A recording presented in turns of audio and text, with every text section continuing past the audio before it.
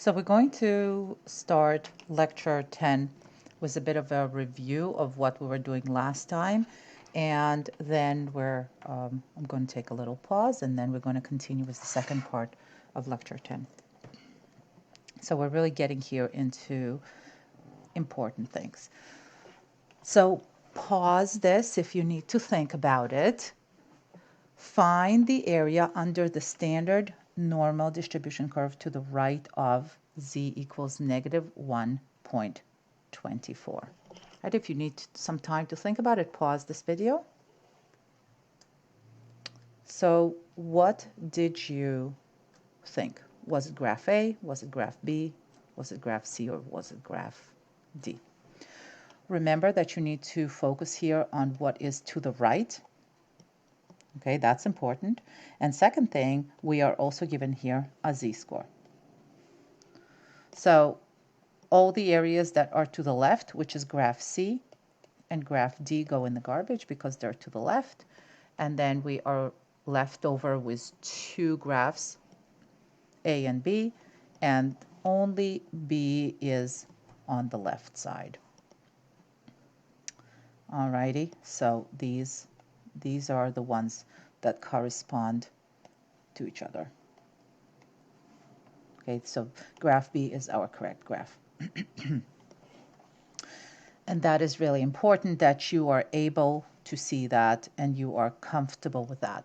So continue drawing, continue shading so that you can wrap your brain around this concept.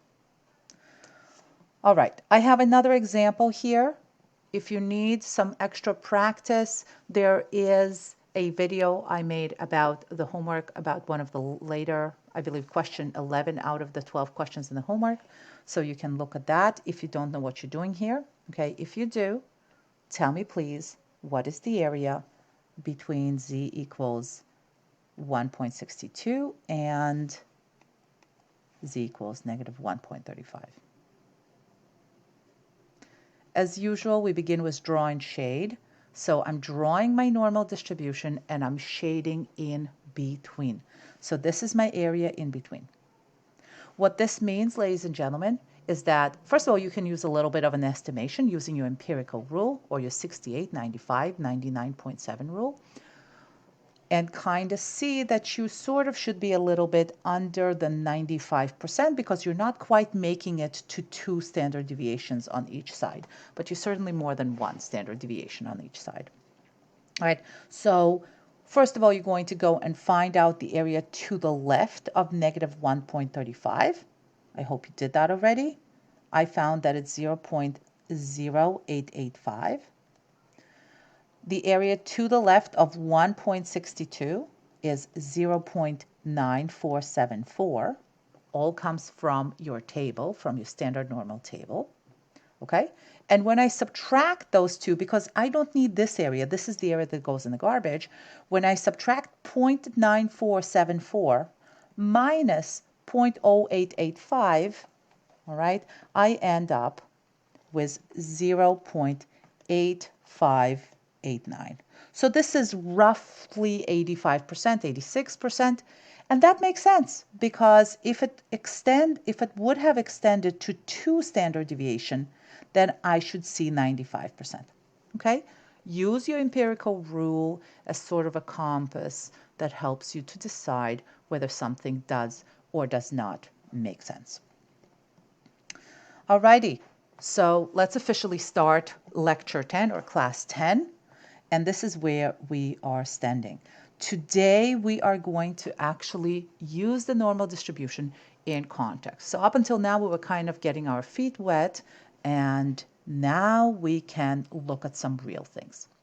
Now, what does this mean? This means that we are essentially going to take some kind of a normal distribution with some mean and some standard deviation, and then we're going to standardize it. So step 1 is going to standardize, and then once we have standardized, once we have found our z-scores, we will be able to understand what is that area. So essentially to what we were doing up until now, we are going to add this extra step of let's figure out the z-score. And then from there, you already know what to do. So one more time, the standard normal curve is going to be centered at 0. So your mu is 0 and your standard deviation is 1. And you can kind of see that it jumps 1, 1, plus 1, plus 1, plus 1. So this is your formula for finding the z-score. We were exposed to this formula in chapter 3, and now we are actually going to go and use this formula because it's really important for us where the data point is located compared to the distribution, so we would be able to find how much of the population accumulates to that particular value.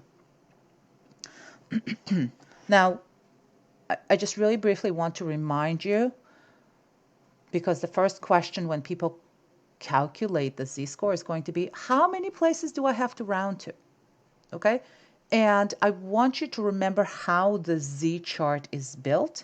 So your first place after the decimal is on this side. Okay, that's on this side. And then your second place after the decimal, that's on this side. So your column going up and down, that's the first place. And your row across is the second place after the decimal. So when you calculate your z-score, you're going to round it to 2 decimal places. Round and not truncate. Okay, be careful with that. Sometimes people truncate and they should be rounding and they're ending up with values that are slightly different from what they should be. Okay, and it all has to do, if you don't remember, if you're getting confused, just look at your z table. Your z table has 2 places. So the general objective for today's lesson is to sort of use the standard normal distribution to find probabilities that are associated with a normally distributed random variable. That's the big idea today. And there is nothing better to explain the big idea via doing an example. So let's look at this example over here. According to census.gov, the average square footage of a house in the United States in the year 2015, which is already like probably the year of the dinosaurs, this was so long ago, is 2,687 square feet. Okay, this is footage of a house. Footage of a house is in square feet. Assume that the square footage of a U.S. home is normally distributed. Okay, they're sort of giving this to us. It is normally distributed. We have, this is our mean, this is our mu, and this is our standard deviation. Okay, that's your sigma. If a house in the U.S. is selected at random, what is the probability that that square footage is less than 3,651? Which is an insanely large house, probably kind of normal for Mawa, but for the rest is a little too large. So in probability notation, we are going to just sort of compress this entire question, and we are essentially looking for probability of some house being less than this. What is it going to be? And I'm going to remind you, ladies and gentlemen, that we are going to draw and shade. This is where we start, okay? But the only trouble was drawing and shading, so I drew my distribution. And now I don't know where to shade, okay? So this is where I am going to go and use my mu and my sigma and the specified value and figure out where is that I'm going to be placing this? Where does this number go? Okay, so this is the first part. So in order to figure out where we're placing this, we're going to figure out, first of all, our z-score. Okay, so from the previous slide, we know that this is our mu. We know that this is our sigma. Okay, and this is my given x. So 3,651 minus 2,687. This quantity then divide by 626. If you're using a calculator, be careful that you are using order of operations, that you are actually doing this first and only then you're dividing, because if you write everything as one thing into your calculator, if you just do 3651 minus 2687 divide by 626, your calculator is a dummy. It doesn't know what it should do, so it always defaults to order of operations. It will do this bit first, okay? And then you're going to end up with a ridiculously large z-score, and you're going to then look it up in a table and say to me, what? There is no number for that, okay? That's because your calculator has no clue. You're the human, you're the smart one. Tell it what you need to be done, okay? So tell it that this is, you've got to do this first, and only then take the difference and divide it into how many standard deviations away that is. Okay, now that we have calculated our z-score and rounded to 1.54, I can shade. So the 1.54, this is my 0, and this is my 1, and this is my 2, and this is my 3. 154 is going to be over here. Okay? And since I was interested in less than, that means I'm shading the left area. Okay? So very good. So far, so good. We have our area shaded, and now we're just going to go and figure this out. And I just want to sort of rewrite the same notation in a standard number rather than the number of the problem. So we have, this is that step that we call standardize. Well, this is what we did here. We have essentially standardized this number. And now it is on this 0, 1, 2, 3, 4, 5. Okay. There's actually about 3 standard deviations to the right, 3 standard deviations to the left. 4, 5 is really unlikely. Okay, so I want you to have your does it make sense kind of question. And this is where you are going to think about, according to my empirical rule, right? The 68, 95, 99.7, how much do I expect to get here? Okay, so what are we expecting here to see?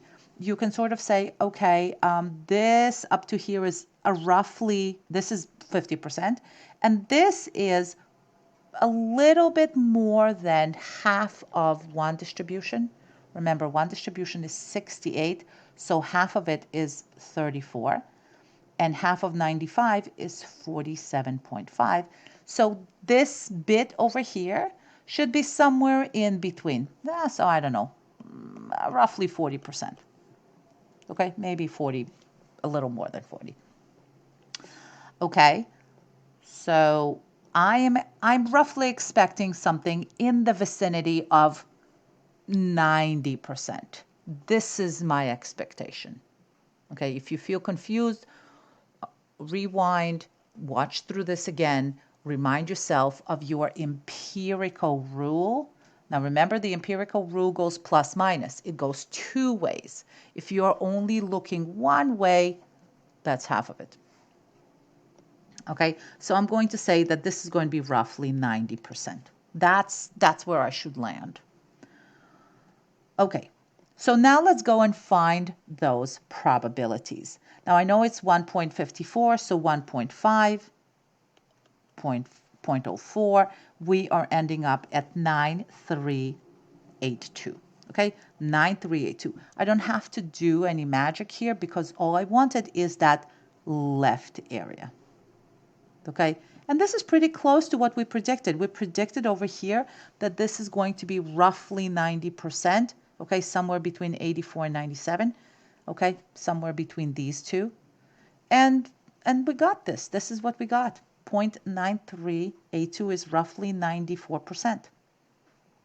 Okay, so I want you to always remember when you're working with this type of question, okay, that your table provides you with only the left area, okay? If you don't need the entire left area, we're going to do some of that magic that we learned in lecture 9. Let's pause over here, and we're going to do a couple more examples in the second part of lecture 10.